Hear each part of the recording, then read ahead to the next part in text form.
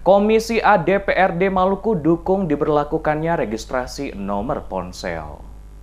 Ketua Komisi A DPRD Maluku Melkias Prans menyambut baik aturan bagi seluruh pengguna kartu seluler untuk melakukan registrasi nomor ponsel yang divalidasi dengan nomor induk kependudukan dan nomor kartu keluarga mulai 31 Oktober 2017.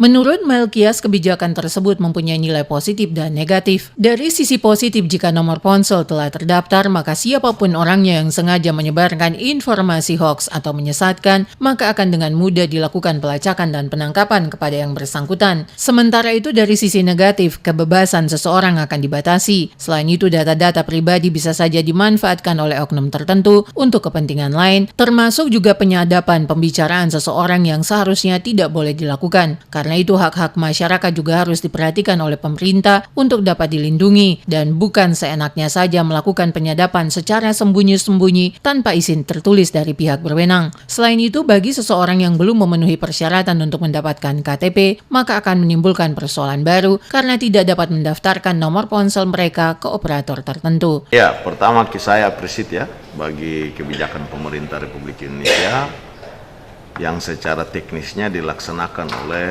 Kementerian Kominfo, tentu melalui Subbid atau bidang Direktorat Jenderal Linmasnya untuk pendaftaran ulang seluruh SIM card HP yang selama ini kan terkesan liar ya, masing-masing bisa beli saja terus mendaftarkan dengan nama siapa saja, langsung bisa online.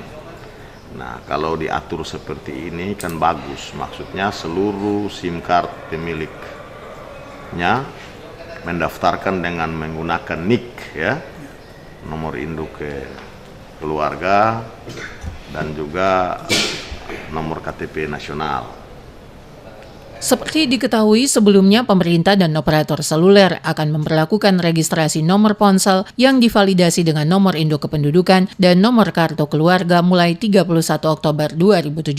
Penetapan ini telah diatur dalam Peraturan Menteri Kominfo Nomor 14 Tahun 2017 tentang registrasi pelanggan jasa telekomunikasi yang merupakan perubahan Permen Nomor 12 Tahun 2016. Registrasi berdasarkan data kependudukan ini menggunakan iktp sebagai rujukan utama database pelanggan seluler di Indonesia. Dengan begitu, data tidak bisa dipalsukan. Adapun saat pengguna memasukkan nomor iktp dan nomor kartu keluarga untuk registrasi, operator seluler akan memvalidasi berdasarkan database kependudukan Direktorat Jenderal Kependudukan dan Catatan Sipil, kemudian melakukan aktivasi nomor pelanggan. Proses registrasi akan dinyatakan berhasil bila data yang dimasukkan oleh calon pelanggan dan pelanggan lama tervalidasi di database kependudukan. Pemerintah menargetkan operator telekomunikasi bakal selesai registrasi ulang pelanggan yang datanya belum tervalidasi paling lambat pada 28 Februari 2018.